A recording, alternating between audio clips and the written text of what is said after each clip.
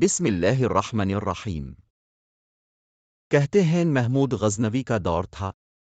ایک شخص کی طبیعت ناساز ہوئی تو طبیب کے پاس گیا اور کہا کہ مجھے دوائی بنا کے دو۔ طبیب نے کہا کہ دوائی کے لیے جو چیزیں درکار ہیں سب ہیں سوا شہد کے، تم اگر شہد کہیں سے لا دو تو میں دوائی تیار کیے دیتا ہوں۔ اتفاق سے موسم شہد کا نہیں تھا۔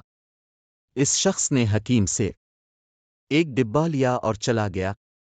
لوگوں کے دروازے کھٹکھٹانے لگا مگر ہر جگہ مایوسی ہوئی۔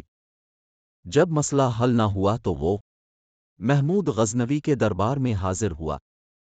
کہتے ہیں وہاں ایاز نے دروازہ کھولا اور دستک دینے والے کی رواداد سنی۔ اس نے وہ چھوٹی سی ڈبہ دی اور کہا کہ مجھے اس میں شہد چاہیے۔ ایاز نے کہا آپ تشریف رکھیے، میں بادشاہ سے پوچھ کے بتاتا ہوں۔